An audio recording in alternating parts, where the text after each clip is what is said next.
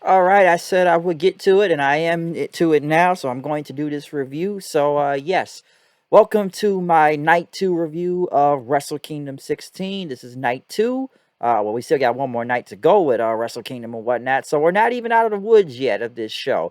But this is the last night they are in the Tokyo Dome and whatnot, so there's a lot to go over and some very surprising decisions and whatnot. So, you know, some stuff I didn't really expect what was going on tonight. Now I know there was some pre-show matches, dark ones.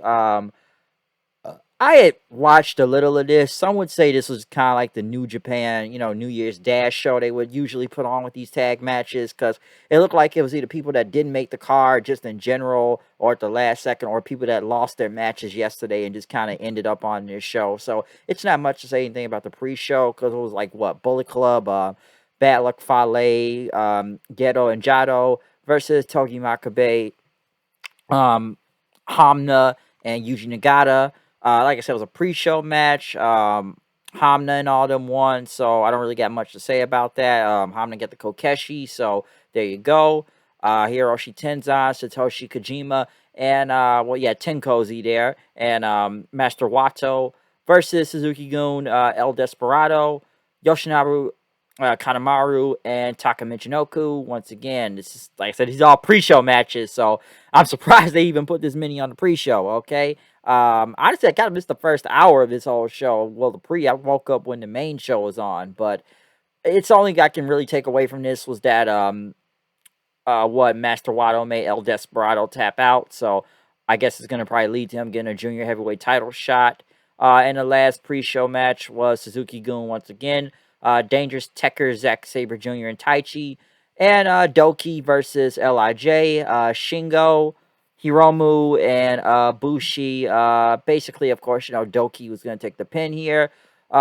Basically hit him with the Pumping Bomber and the Last of the Dragon for the win. So, boom. Like I said, these were just pre-show matches, but this was like something you could have put on New Year's Dash, okay? But we get to the main part of the show now at this point for the IWGP Junior Heavyweight Tag Team titles. The Mega Coaches, Ryusuke Takuchi and Rocky Romero versus El Phantasmo and Taiji Ishimori versus Flying Tiger, Robbie Eagles, and Tiger Mask, who are the champions or whatnot. A very good opening match, which it was pretty good. I'll give them that. I thought it was kind of funny. At least they now finally figured out what was in El Phantasmo's boot. Mostly he's been winning with these sudden death super kicks, saying this is a loaded boot. It's a loaded boot. What is in this loaded boot and whatnot? But they finally got the boot off of him then, and it was a metal like rod or something like that. So once they found out what was in his boot, basically him, El Phantasmo and Ishimori were disqualified, and they had to carry El Phantasmo away. So yes, he was gone. Basically, it just became a 2-on-2 then after that. It ended up with the Flying Tiger winning. Robbie Eagles hitting the Turbo Backpack and then the Ron Miller special for the win, forcing, Rocky Romero, sorry, something fell right there, Rocky Romero to tap out.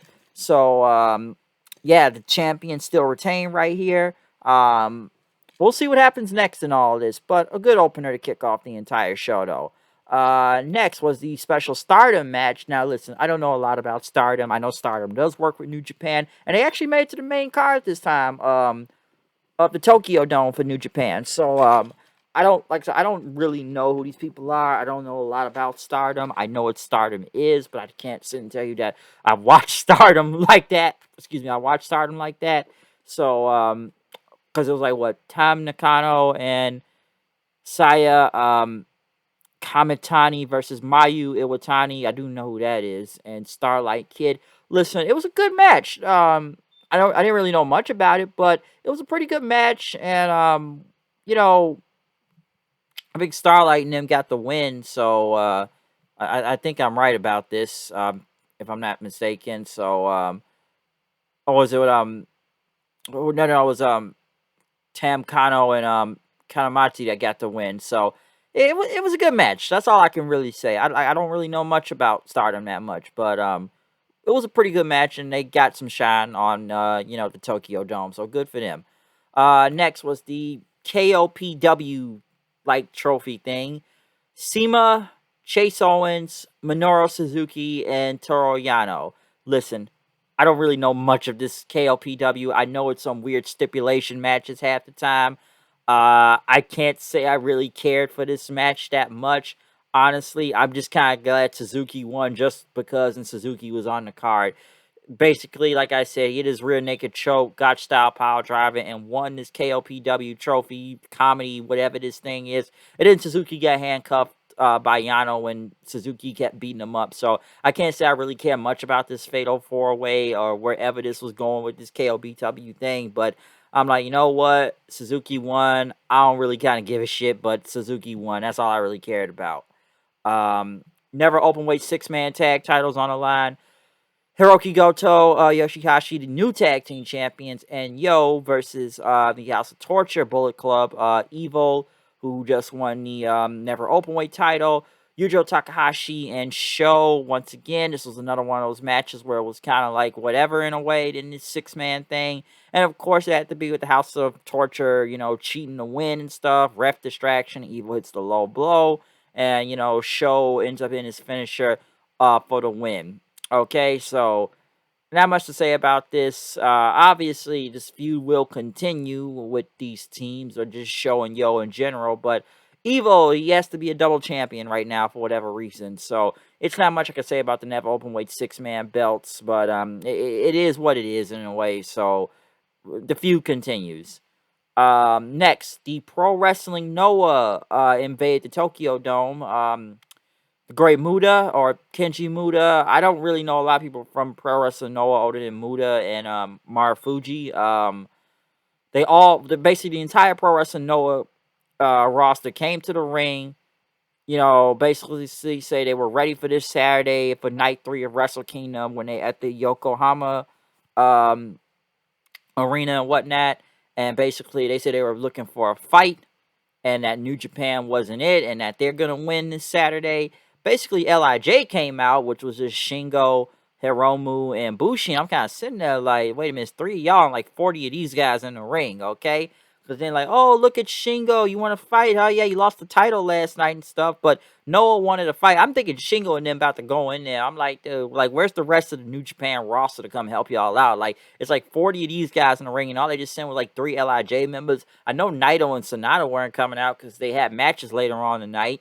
So I'm thinking, like, where's the rest of the New Japan roster? Like, why LIJ don't want to, like, they got to fight the whole Noah roster? But LIJ looked like they were going to get in, but they end up just getting out of the ring and stuff. So, basically, what was it, Kanoa talking, saying that, we run wrestling in Japan, that we are the top promotion, and that New Japan will lose this Saturday. So I am probably going to check this show out. I know it won't be on New Japan World for a week later. You got to watch it on some other app or whatever it is to watch a live English commentary. So we'll see what happens with that. They also announced basically the card coming up. Well, not card, but basically dates for the mini shows coming up, especially the 50th anniversary show, which they're doing like in a big dome. I forgot where it was at. I just know, the English commentary team will be there this time. I know they were only remote for Wrestle Kingdom and stuff. Basically, COVID restrictions couldn't get them to Japan, but they will be in Japan for these mini dates coming up for New Japan and whatnot. The Great O'Karn went against Sonata. Very good match. Not bad at all, whatnot. I kind of thought O'Karn looked like he was about to win. O'Karn like he did a moonsault, but Sonata got out of it.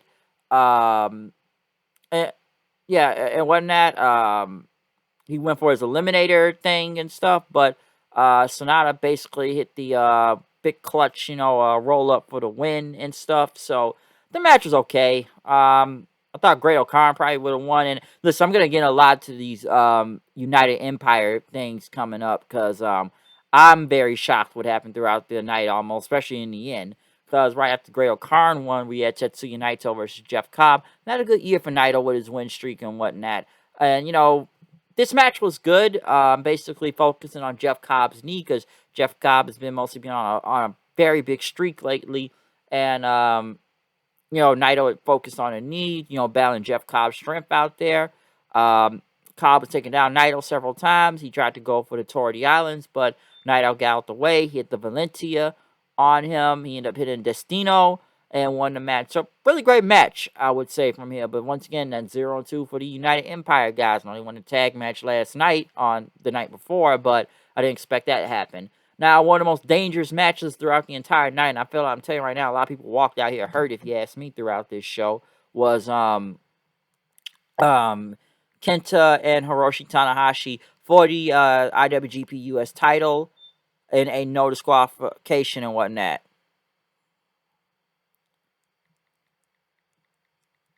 Hold on a second.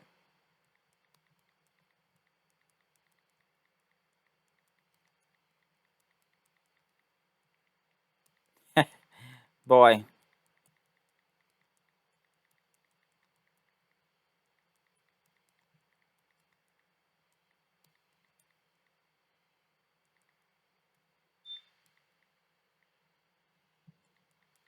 Sorry about that. I'm just checking a message real quick.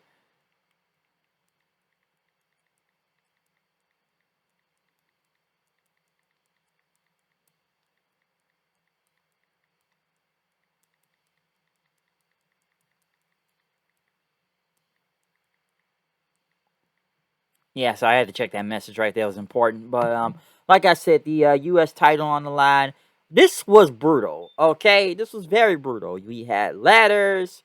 We had the briefcase that was out there hitting people in the heads with trash cans. Tanahashi using a guitar that didn't explode Jeff Jarrett style, but yeah, he kabonged them in the head all right. So that was some El Kabong type of shit. Didn't even shatter all the way, but this was just brutal. What even Kenta using a damn briefcase, running with the knee on it. Multiple chairs in the ring, sling blade on that. Tanahashi hitting a high fly flow onto some chairs, which Kenta basically recovered. Hitting his big drop kick with the chairs right there, trying to go for the GTS, but it did not work. Basically, trying to like two twists and shouts and whatnot. He went for the high fly flow onto the chair, but Kenta ended up using the chair and throwing it at Tanahashi's head and stuff. Then we got another table out there. Well, a lot of tables in this match. And a bigger ladder. Kenta got a very big ladder. Took a minute to set up the ladder and stuff, which the crowd started to laugh. Kenta got up on the ladder. He had Tana on the table. And this was probably the most brutal, most dangerous spot. Tana knocked him off the ladder. Kenta went face first to the ground, split his whole eye or face open onto like the edge of a trash can down there, which he bled heavily. Heavily. Okay? Tana put him on the table. He climbed out the ladder. He went up for this big high fly flow, which went through the table on Kenta, which any Japanese tables never really break. So this broke right here. There was still blood everywhere, whatnot. Tanahashi did regain the IWGP US title, though, but goddamn, this was probably one of the most brutal matches of the night, okay? This was very, very brutal to watch, especially the ending was just fucking woof. That was tough. I'm assuming Tana will be back in the U.S. at one point to defend that title since people have been wanting him on there. I know people still want to see the match from him and Moxley, but until, Moxley, whenever he gets out of rehab, maybe we'll see that at some point. But, this was a very brutal match to watch. Now, next, the main event. In my opinion, you should start putting this up for a match of the year category right now. But the IWGP World Title was on the line. Will Ospreay versus Kazuchika Okada. So Ospreay looking for the big win. Coming out there with the United Empire suits, almost like some mafia shit. Big entrance and stuff, coming out with all his title belts from, the Red Pro and Warrior Wrestling belts and stuff. Say he's the real world champion, talk about the people he's beat going against Okada. This was just insane. This match was just fucking... I don't even know what to say about this match, okay? This was just great, okay? These guys just killed it out there, all right? They killed it. Some would say it was a spot fest and whatnot, but... damn, this was some brutal shit. Just Ospreay jumping off the big ass lighting rig up there doing a moonsault was insane. Okada with the shotgun drop kick. Okada, jumping, when he jumps over the rails on the outside. Ospreay getting him with a kick out there. there was just like insane shit throughout this whole match. Like, Okada trying to go for the tombstone, but Ospreay getting out of it. Trying to go for a Stormbreaker, but Okada getting his own Stormbreaker. Even go for the Rainmaker in there, but Ospreay got a Spanish Fly on him. Going back and forth once again, getting another Stormbreaker. When Okada like try to go for a drop kick, like Ospreay like catches him in midair and does a fucking power bomb on him, which was insane. It's just a lot of shit to name from this match. Okay, it was just that great. It went on for like 30 minutes, damn near. And when Okada trying to go for another Rainmaker, Ospreay's trying to go for the Hidden Blade and stuff. Which he did get the Stormbreaker, but still only for a near fall. He hit the Hidden Blade. It still didn't work on Okada. He tried to go for like a big headbutt. He went for another Hidden Blade. Okada got out of the way. He got him with the big tombstone. One more Rainmaker, and Okada still won. So his reign didn't last a day. And I guess he's now leading to the 50th anniversary and stuff. Which right after, he says he's the real champ and everything. He's the real deal. And Ospreay is the real deal and whatnot and that. But as he still did his post-speech, Naito came out then.